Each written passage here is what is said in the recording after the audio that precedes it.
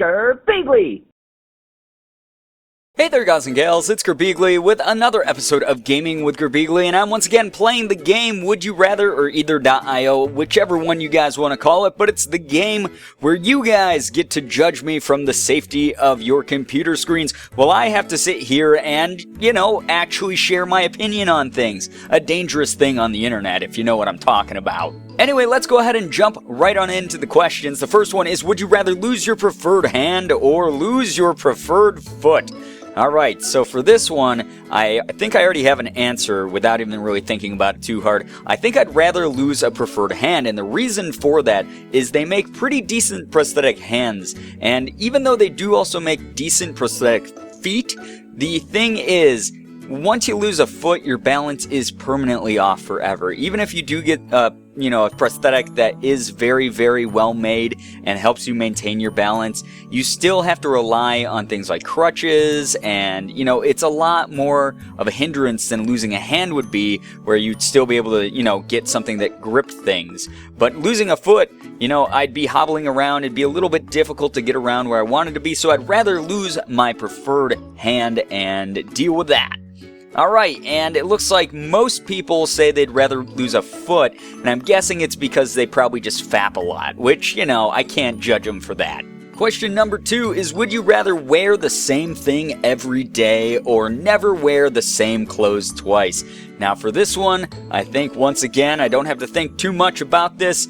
Wearing the same thing every day, that's gonna smell bad. People are gonna notice you're wearing the same thing every day, so even if you don't smell bad, if you take proper precautions to wash your clothes and things like that, people are still going to assume you smell bad, whereas if you wear something different every day, yes, it's gonna get pricey potentially, but at the same time, maybe you're not gonna run into those social stigmas that might, put off some people. But anyway, with that one, also just touching on the cost of things, I actually shop for a decent number of my clothes at the thrift store, and I have found some really nice clothes at the thrift store for $1 or 50 cents, things like that. It's really not that hard to find super affordable clothing, so I would be okay with that. I mean, the shirt I'm wearing right now, I'm pretty sure this comes from the thrift store. It's like a Charmander, an official Nintendo Pokemon shirt, and it was a couple bucks. So, hey, I'm gonna go with that one, see if people are in agreement. It looks like most people don't want to be the smelly kid at the lunch table. No offense to the smelly kids at the lunch table watching right now. Would you rather yell a swear between every word or get punched in the face after every swear? Alright, once again, another easy pick. I already swear a shit ton. I swear a lot, and I'd be okay swearing a bunch because people in my family, my friends, all the people who know me know that I swear. It's not like it's this hidden secret that I'm someone who swears a lot, so I'm not too worried about that part of it. But I would be worried about the physical harm of getting punched in the face every time I swore, especially like I just said, I swear a lot, so my face would be gone. I'd just have someone's fist make its way all the way through the back of my skull because I'd get punched so often. So I definitely wouldn't want to get punched. I would rather just swear a lot and be that guy who has no manners. You always have that one guy where you're oh, don't invite Jerry because he's gonna be that guy who says fuck in front of your grandma. So I'll be that guy. I'm okay with that. So it looks like 40% of people, wow, only 40% of people would rather get punched in the face after every time they swore. Do you know how hard that would be? Good lord, good luck to your faces, guys. That's crazy.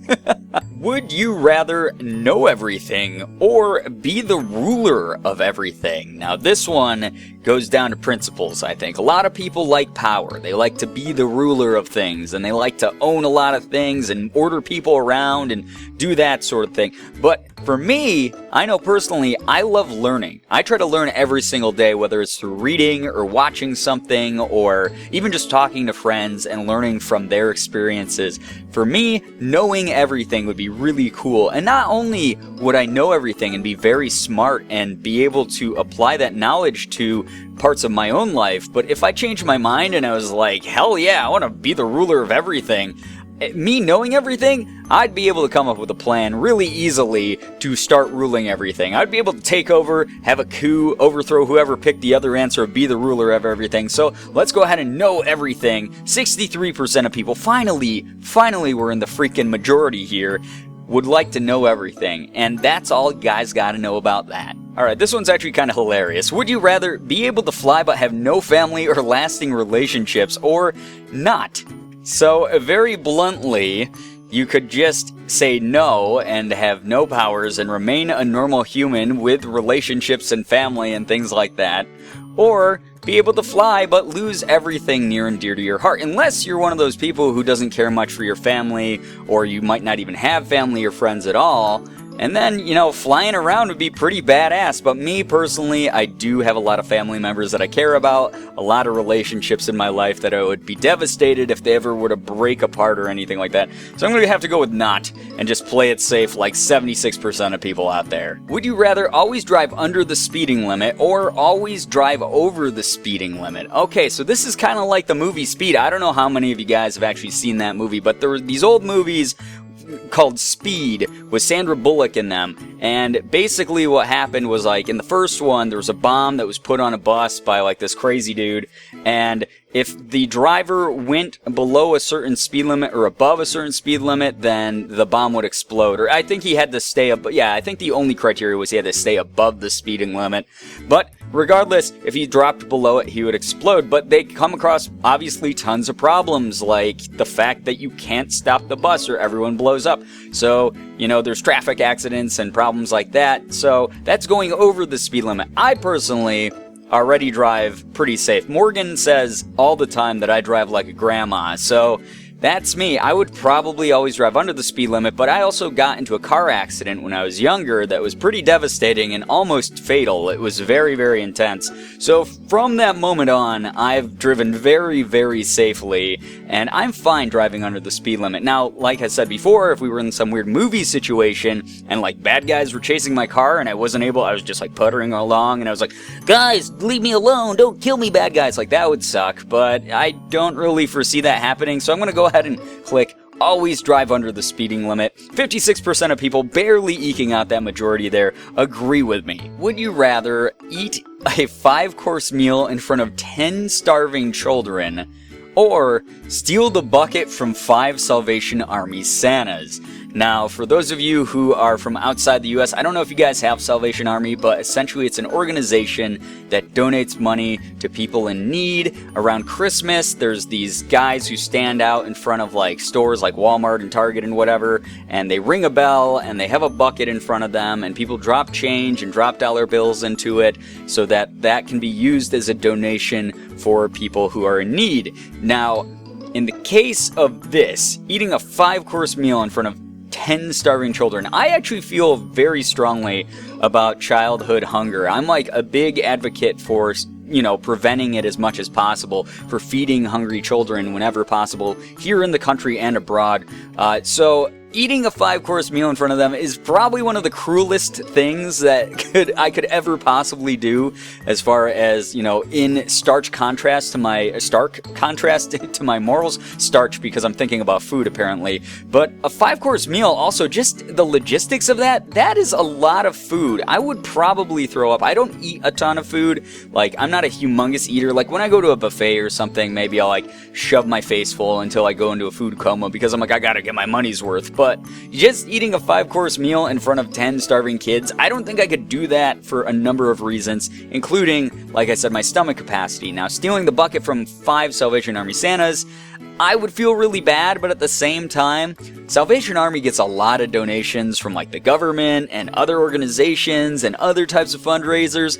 So even though it'd be super scummy and douchebaggy of me, I'd rather do that than put the starving kids through that trouble. So I would rather steal from you, Santa. I'm sorry, I'm on the naughty list this year, but so are 63% of other people. Would you rather run someone over or be run over? Oh my god, that one's fucked up.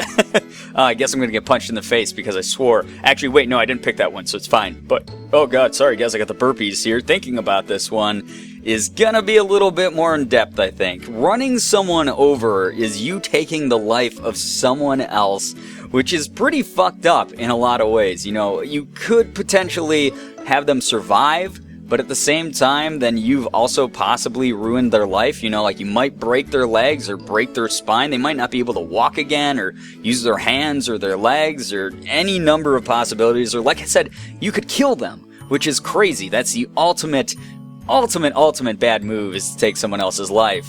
Or you could be run over. Now, in this particular case, I mean, knowing me personally, like, I don't want to die, but at the same time, if I had to live with the guilt of killing someone else, especially if this is on purpose because I'm getting to choose which one I would do, I'd probably bite the bullet, I'd say goodbye to everyone that I loved, and I'd just, you know, alright, come get me, car Jesus, whatever it is that that's going to be killing me today, I deal with it, you know, but I don't know if that's a good thing either, because a lot of people, like I said, would have to live with that guilt forever. Whoever killed me with their car then would have to live with that guilt, and it would be a lifetime of them feeling horrible. So, I don't know. I think I would have to say, just because my gut went with it, I'd be run over. I'd rather not kill someone and have to deal with that, and looks like most people are kind of a little bit more selfish there. They're like, I like being alive, and there's nothing wrong with that. That's fine. Go out there and kill somebody today.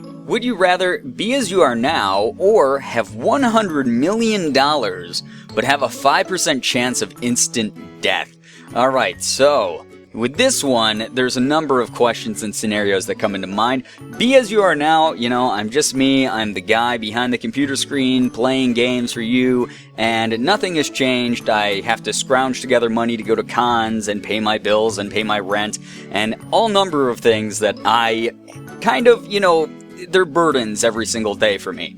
Or I could have $100 million, which would allow me to pay off my debt, pay my bills, pay my rent, go to any con that I wanted to, probably pay my parents back for all the help they've given me over my lifetime, as well as every other person who has helped me in any kind of way, and have enough left over to live comfortably for the rest of my life.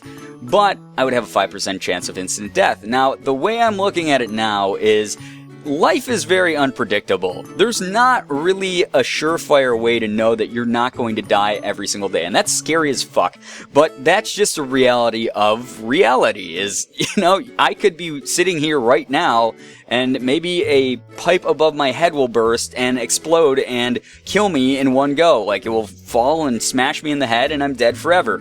And that's a possibility. Anytime during life that you could die. I could be walking down my stairs in my apartment complex and trip on one and fall down and bash my face or something. I don't know. Any sort of thing could happen in life. I would rather get that $100 million, live it up a little bit, help a lot of people, you know, donate to some charities, and be like, you know, comfortable as opposed to being uncomfortable in like my current situation financially and still possibly be able to die. So I'm going to go ahead and get that $100 million, guys. And it looks like 56% of people, they want that money too. I don't know what the other 44% are thinking. They might already be 100 millionaires. Who knows? But that is my decision for that one. But anyway, guys, that's going to be it for this video. I hope that you enjoyed it. If you did, please be sure to hit the like button, share the video, and favorite it. Also, be sure to subscribe to me if you guys haven't already. For those of you who have, thank you so much for all of your support. You guys are the best in the world. I love every single one of you. And as always, it was great seeing ya. Bye-bye.